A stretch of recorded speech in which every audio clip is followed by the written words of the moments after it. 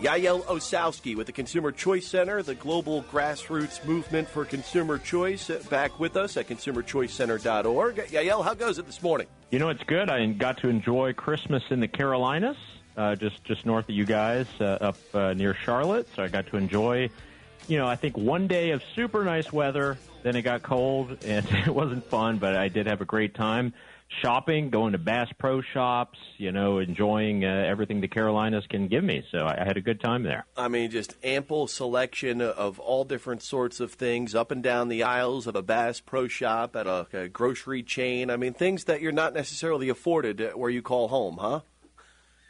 Not at all. That's why American abundance is a very good thing, and we should continue to fight for it, whatever we do, because this is just something that you just don't have in the rest of the world. So Americans are very lucky, and we should really cherish it. I mean, that's one of those things that, and I understand, hey, if you've got, fewer choices, you may be a bit more appreciative, right, of what you have, maybe the quality of the product. But you think overall, the average American just doesn't realize how good they have it, even if they are of the even lower middle income, economic, socioeconomic status here in our country. Yeah, I think there's generally a lot of pessimism. You might see some prices that are higher than they were, a year ago, and we lived through inflation. We saw what that was like, and a lot of people are complaining. But if you actually just look at the amount of money that people make in their homes, how much they're able to hold and not have to send to the government, Americans are incredibly well off. There's a reason that we are the richest society in the world, is because we tend to have lower levels of government spending as compared to other countries. You might not believe it, but it is true. And our dollars go further and faster because we have an innovative economy with tons of choices. And that means it's a huge benefit for the average consumer and the average citizen. We just don't really sit down and realize it each and every day because everyone's dealing with their own problems or issues.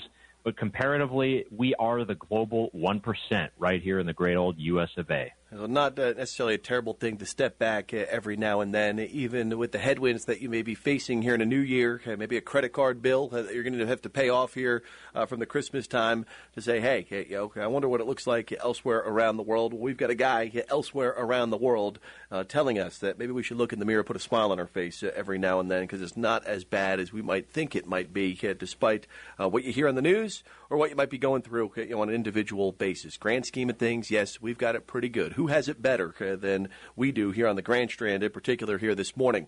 I had no idea that you actually had penned this article from realclearpolitics.com, but I combed through it a week or so back when the newly released food pyramid came out from Health and Human Services and Secretary RFK Jr., and I'm like, hey, more protein, more veggies, more fruits, I'm all in. It's pretty much what our diet consists of day-to-day in our household anyway, get less processed foods and sugars. Not sure about the new alcohol recommendations, Yael, that they've put forth through the federal government, but nonetheless, you feel that there might be a little bit of a conflict of interest from what we're hearing from Health and Human Services and the Secretary who is guiding the way to make America healthy again. Yeah, so this article came out right before the holidays, so, as many Americans were fueling up their cars to go visit their loved ones, or, pre-ordering all those things for their Christmas meal, when I had the article out, and then we got the new food pyramid here just a couple of days, weeks ago. So, look, I will say the realfood.gov, first off, it's a beautiful website. It looks great. We've got some great designers now. So whoever made the Obamacare website, they've been let go, and we've got better people in there, which is great. The actual food pyramid as a guideline, much better. This is good. Let's get proteins, healthy fats. Let's get people eating real food. Totally agree. I think where RFK is perhaps one of the more troublesome members of the cabinet is, look, he's put a lot of things in MAGA at risk. And I know it's hard for a lot of people to see that day to day, but it's just really true. This is someone who ran for the Democratic candidacy to become president, then went for independent, and then joined sort of the MAGA coalition in order to get this position where he is now. The issues with RFK is he is a Democratic trial attorney who still has controlling interest or much interest in law firms that are suing companies, that are suing industries, and they're launching active lawsuits across the country. He has not yet gotten rid of those stakes in his partnership which I think is very problematic. If we look at the big lawsuit of the city of San Francisco against Fruit Loops and Coca-Cola and a lot of processed food companies, that is done by Morgan & Morgan. RFK is still a partner there, and he is giving them the blueprint and the playbook. So it is very troublesome, I think, to have RFK in that position. There's a lot of things. I'm not even talking about vaccines, right? I'm talking about those conflicts of interest. I'm talking about some of the AI-generated reports that his MAHA commission has put together that really embarrassed the president. We're talking about the Tylenol stuff that went through a couple of months ago, which really embarrassed Trump. I think there's just a hodgepodge. There's a lot of very good, smart people in the Trump orbit who could run HHS and do better, and that's the general argument for why I believe that MAGA should move on from RFK, and we can actually make America healthy again in a better way. All right, you're looking for change at the top in terms of leadership because, as you highlighted, there appears to be some conflict of interest and potential kickbacks that this guy might be earning from these different lawsuits that have been filed around the country. Having said that, though, go back to, say, June of 2024 in the build-up to the presidential election cycle, Trump widely underwater, right, with mainly women in particular, right, and this whole MAHA movement spearheaded by who, Yael? Well, suburban, mainly white women who tend to not necessarily like the ins and outs and the rhetoric of Donald Trump day to day, all in on the RFK Jr. train, right? Those women that I see on Instagram and that I'm even friends with in various neighborhoods around the community in which I live in. So there's no question, right? He gave him a cabinet spot by virtue of an endorsement, which then maybe swayed a few of those suburban white moms to vote for Trump and not necessarily go the other direction last cycle. Yeah, and look, I don't know how measurable the RFK bump was to Trump. Perhaps there are some numbers there. But, again, you have to think about where RFK come from. He came from a wealthy Democratic family, and those ties that he has had as an environmental lawyer for many years did not just fade away.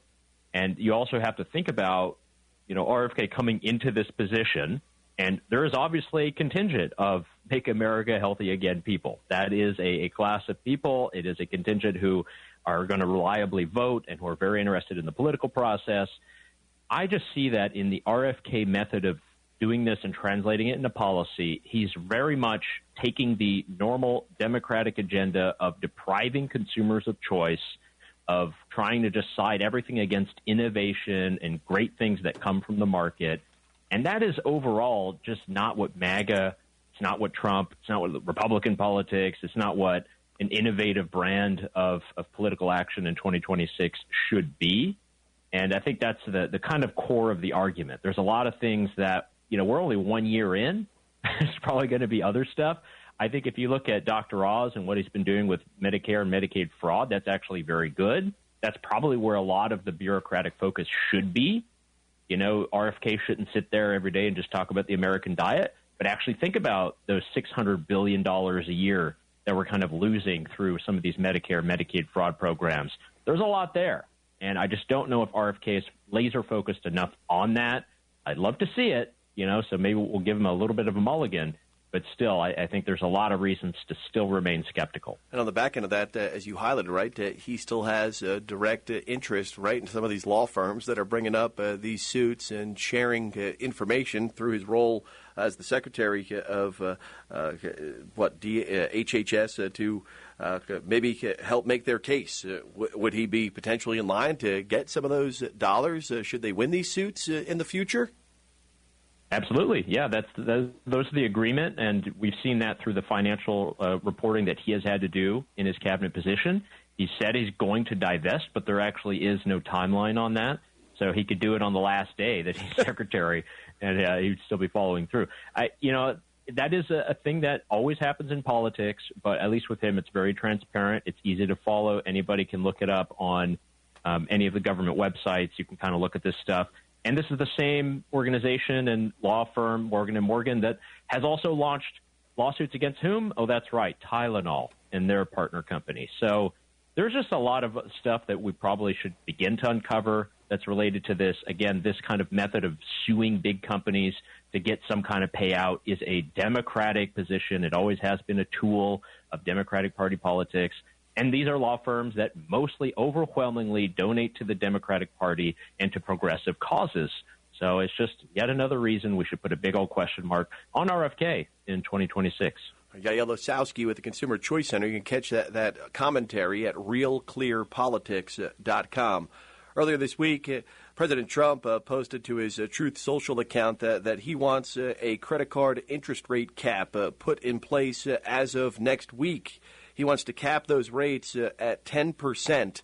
Now, if Joe Biden proposed a similar initiative, which has been supported over the years by the Bernie Sanders and the AOCs of the world, when we talk about price controls on interest rates, do you feel like the MAGA crowd would be calling him a socialist? Absolutely. Yeah. You definitely would have had a lot of that criticism, and it's the same criticism that Bernie Sanders got when he introduced the bill last year that had to do with exactly this at the same 10% APR level. It's a bit weird for Trump. Maybe he's out on his affordability gambit at the moment. I don't know who whispered in his ear about this, but this one took me for a turn because I wrote about it. We put up an analysis on our website on the Consumer Choice Center. And I thought, it was just Bernie Sanders that we were writing a critique against, but it seems the president has joined the fray. So I guess now we'll have to do a little bit more analysis and get this out there to be sure that Trump understands that this is not going to help the average person. It's definitely not going to help people who are low and middle income, and actually would make things harder. And when it comes to things like the very popular reward programs, right? I mean, where does those interest rates and payments go to? Well, those rewards that you often enjoy to get a flight or a rental car or whatever it might be. When you hit that level where you can then go do some purchasing based on what you're spending on your credit card. All right, and you've got some ideas. Rather than blocking tens of millions of Americans from potentially accessing credit cards over at ConsumerChoiceCenter.org, what are some of the recommendations that you would prefer to be used rather than capping interest rates at 10%? I think we have to promote a lot more of these personalized payment plans. A lot of different credit cards, banks, loans, even if you use things like Klarna or any of these, you are able to have these personalized repayment plans that are not at the rather high APRs that would be something like 19, 20, 25%. You can actually do that. You can ask for it. I think there's got to be a lot more promotion. I think most consumers don't know that you can actually ask for that if you just call your bank or credit card company. I think we need a lot more transparency on what those rates are. People see that on their credit card bills every month, at the very bottom of the statement, which balance is subjected to which APR. I think there's got just a lot more transparency is needed so that people understand the rates. People don't really understand APR, what that means. It's the interest rate divided by 12, and that's essentially what the balance is being subjected to every month. And I actually really like everything that people like Dave Ramsey have been doing, people like Caleb Hammer on YouTube who've been doing a lot of financial education. Our financial education in the United States is pretty poor. It was not a part of my high school curriculum there in outside of Charlotte, North Carolina. And I think we need a lot more emphasis on that. There's a lot of financial literacy issues generally, people not understanding debt, people not understanding balancing checkbooks or what comes in, what goes out. I think we have a lot to improve there. If we're just going to be capping the interest rate on credit cards, all we're kind of doing is cutting off people from the broader credit system.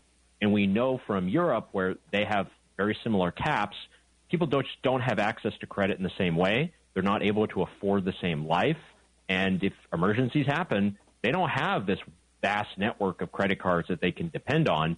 They have to turn to wealthy family members or figure out ways in a much shadier lending model. So I think the U.S. model right now, we can always improve it, and there are good actionable things we can do. But I think putting a cap on the interest rates would really obviate credit cards and the use of credit for so many Americans. All right, with that said, you talk about financial literacy and you not receiving that sort of education while you were at secondary school here during your time in the States. Well, with that being said, the number of American adults who read below a sixth grade level is at its highest level, more than 50% ever. of American adults read below the equivalent of a sixth grade reading level. So how is someone going to figure out an APR interest rate or what even net and gross income is when they cannot read above sixth grade as an adult here in the United States? Absolutely true. And, that we put so much money into the federal education system, which is still a state-based thing. And I know on your show, Joe, you've had a lot of educational champions who talk about the need for the state government to take a lot more initiative to embrace competitive options like charter schools, magnet schools, things where you actually have money following the students rather than just gorging the schools so they can build new ones or pay off teacher unions. There's a lot that can be done, localizing, introducing competition. If I had the opportunity today, I'd open up a nice private school, that my daughters could go to and enjoy and have much better education and choice. I'm not in that position now, but it's definitely something I would love to do. And I think many Americans are looking towards, because you're absolutely right. Our educational outcomes right now are just not looking tip-top. All right, a few things before I let you go, and we got to make it quick, but we've got some comments on the text line. In terms of the credit card caps, how is that not going to help the low and middle income earners out there by having a lower interest rate instead of paying a high interest, dragging out payments for years? Why not have credit cards to be paid down in a short amount of time, which then in their eyes would leave more money on the table for everyday expenses? Well, A, people should always pay their bills every month so they don't pay interest at all. That's one thing. But B, if we are capping the interest rates, that means that people who have lower credit, so if you look at your credit score right now and it's under, let's say, something like 600, you're just not even going to get access to any credit card. You're not going to have any ability to get a credit card, to have any kind of credit. So your APR is basically zero because you would get nothing. So that's what we've seen examples in the state of Illinois and in the nation of Chile. They implemented caps on credit card interest rates. And what happens is you cut off a segment of the population from access to credit. And that is essentially what would happen with this cap scenario. Obviously, there are a lot of people who use credit cards. A lot of people pay them off. Some don't. But we can't just say that, a lot of people are spending recklessly, therefore we must make the system worse for everyone. It's just not a solution.